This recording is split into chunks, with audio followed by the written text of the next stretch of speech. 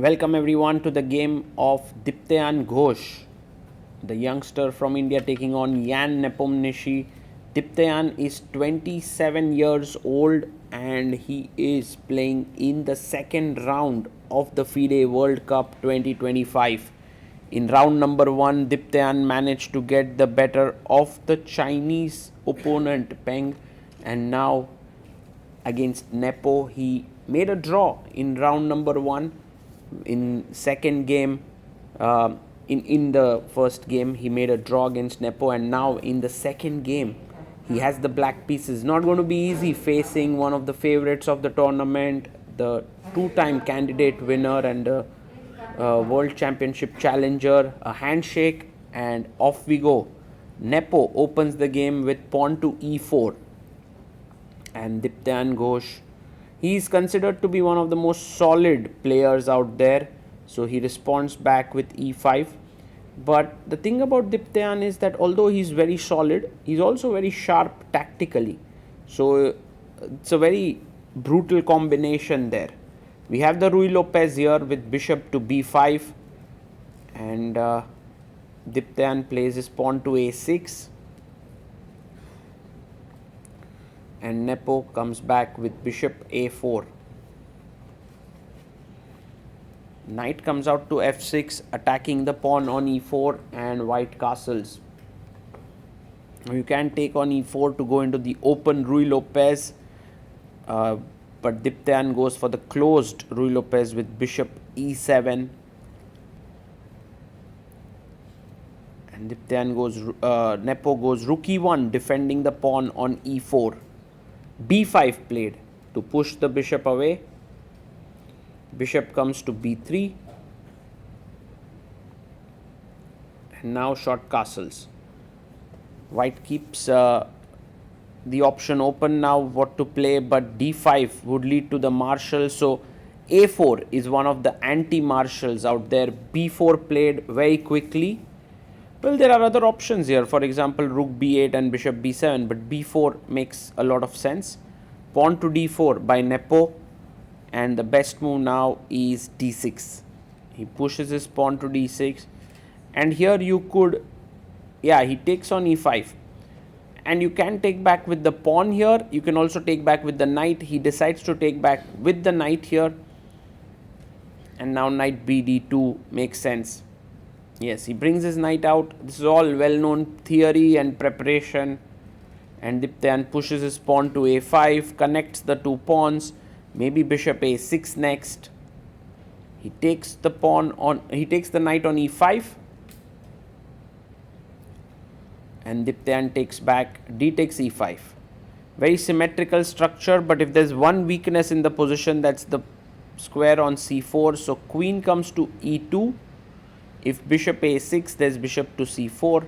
So he goes bishop to c5, and now knight c4 makes a lot of sense. But he goes knight to f3, a little bit in the wrong direction perhaps. Queen e7 by Diptayan, a nice move here, and bishop e3 may be important, but he goes h3, trying to stop knight g4 ideas. But he's missed something very important. Bishop a6 attacking the queen, and the point is if you play bishop c4, I have bishop takes f2, an incredible sack. King takes is met with queen c5, which is the reason why he goes queen d1, and now rook d8. Diptayan attacks the queen. Already Yan in big trouble. He has to come back to d2 with his knight. Maybe bishop d2 was a better option, but knight d2, and now bd4 played here by Diptayan. Big pressure here. Queen to f3 by Ian Nepomniachtchi, and Diptayan snatches the pawn on b2. Bishop takes b2. You have bishop takes b2, and now rook takes d2. Black is a clean pawn up with the ideas of c5, c4.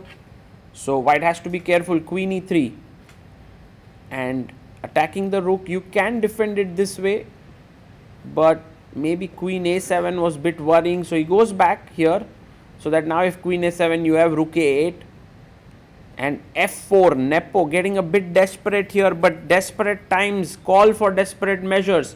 E takes f4. He wants to open up his two bishops on this diagonals. Queen takes f4, now attacking the knight here. And Diptayan plays the excellent move c5. If you take on f6, I take back, and this queen trade is not going to help white because he is a pawn down. Bishop d5, he takes.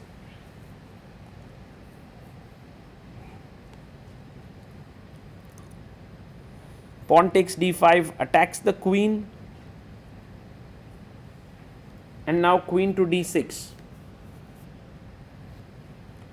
The queen moves away to g4. Now there's a mate on g7 threatened. But queen g6 is an excellent move. Attacking c2, offering a trade of queens. Queen takes queen taken. And now just simply h takes g6. Very logical.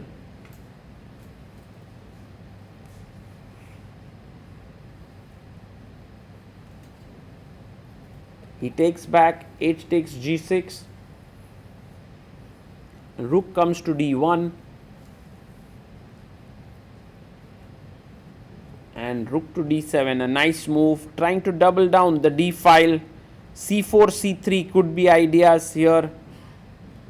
Ian goes pawn to d6. He wants to defend the pawn with his bishop on e5. Rook comes to d8.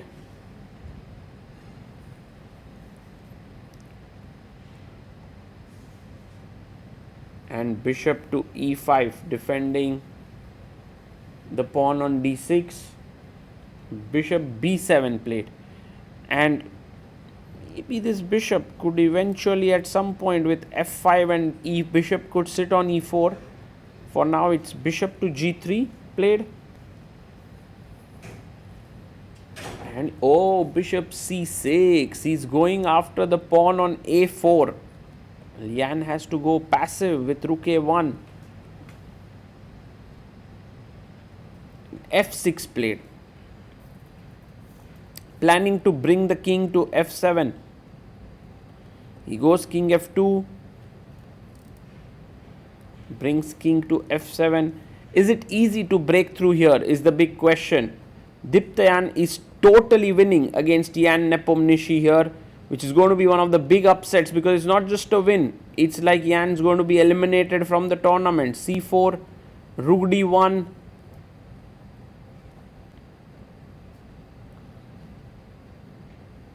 And now a very useful move, rook to e8, taking the open file. The bishop comes up to f4. And Diptayan pushes his pawn one step further to c3. White plays pawn to g3. And now rook comes up to e6. He's playing on the light squares. He's calm and patient. No hurry for Diptayan. Rook d4.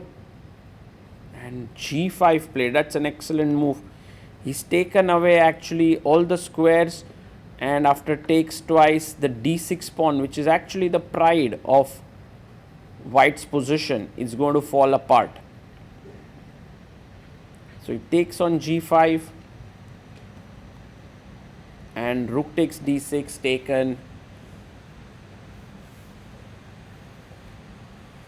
Nepo tries to keep the rook on the board with rook to c4.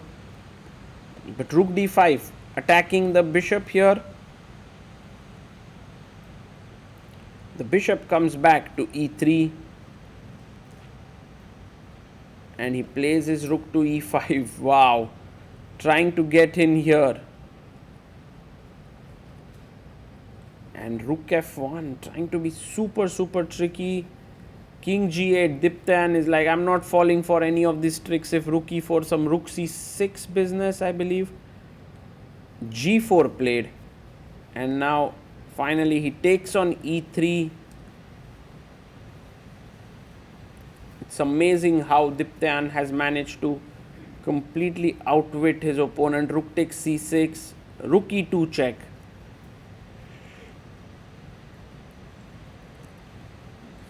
King f3 is forced. Many different moves win, but rook takes e6 is the cleanest. After king takes e2, the idea is rook d6 played with the plan to come to d2, and the c2 pawn is hanging. The king can come to f. If white goes rook c1, the king can come from f7 g6 and try to win the g4 pawn. It's all over. Nepo resigns. Diptayan has beaten Ian Nepomniachtchi in the second round of the FIDE World Cup, eliminated him, and he is through to round number 3. What a big win for Diptayan. And Ian resigns with a smile. We caught up with Diptayan after the game to get his thoughts on what was the biggest win of his career. We have Grandmaster Diptayan Ghosh here with us. He just pulled off the biggest upset of FIDE World Cup 2025 by defeating former two-time World Championship challenger and the reigning World Blitz co-champion Ian Nepomniachtchi. Congratulations, Diptayan. How does it feel to eliminate such a top guy? Yeah, thank you so much. Yeah, first of all, I myself can't believe that I won the game like without even going into tie breaks. It's probably the biggest. No, not probably. It's definitely the biggest win of my career so far. Yeah, I'll take it, and I will. This will definitely motivate me to go further in my career. The first match ended in a draw, and in the second one, you had the black pieces. But when you went h3, you got bishop a6, then rook d8, knight d2, bd4, and so on. So, can you tell us about the entire match? Yeah, first of all, I prepared this new opening before the World Cup. It's kind of based on Ganguly Bhaiya's course. And yeah, I planned to play it in the first round itself, but my opponent played a different opening, so I could use it again in round two. And I'm pretty sure that he hadn't seen it before the match. This yeah, h3 was probably a big mistake because he missed this bishop a6, bishop c4, bishop f2. After which I win a pawn quite easily, and so he has to go queen d1, now rook a d8, and all his pieces are tied down, so he had to give up this b2 pawn. But I thought it shouldn't be much, and with the c5 c4 idea, his other bishops are also getting kind of passive. So yeah, so it's, I mean, the conversion part was smooth, I would say. I did not see with the engine, but I felt that he did not have much chances in game. When you got yourself decisive advantage, and what was going through your mind that I'm on the verge of eliminating Nepo, something like this? Yeah, definitely. But like Nepo is known to be a very tricky player with, I mean, some tricks here and there. So I had to be careful as well not to spoil such a great opportunity. Yeah, I mean, I think I did well on the conversion part. What was your mindset coming into this match? Yeah, like obviously I started as the underdog, and he's, as you said, he's a former world championship challenger. Played, I mean, qualified from the candidate so many times. So yeah, first game, as you can see, I tried to be as solid as possible, and it was a very dull draw.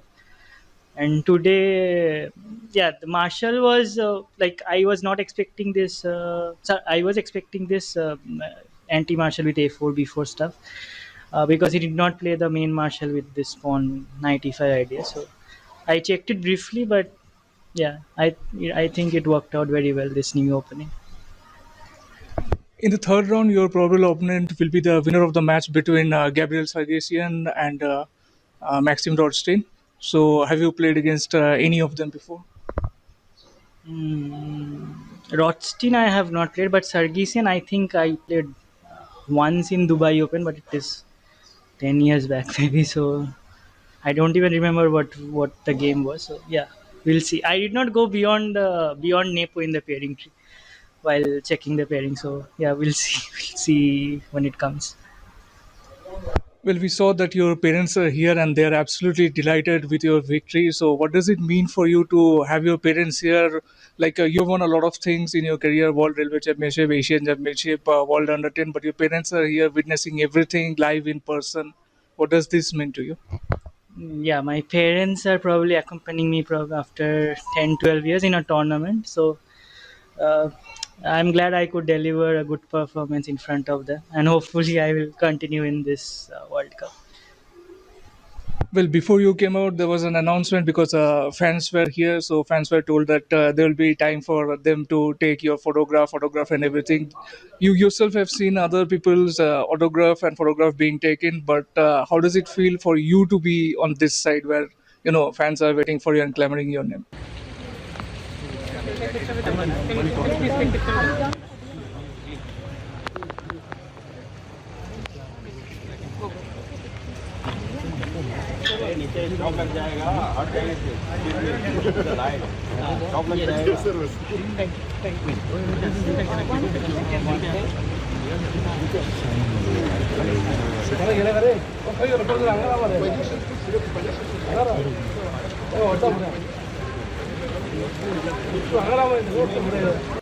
Yeah, it feels great. When I started my chess career, or like maybe many years back, I was on the opposite side, taking autographs from the big players.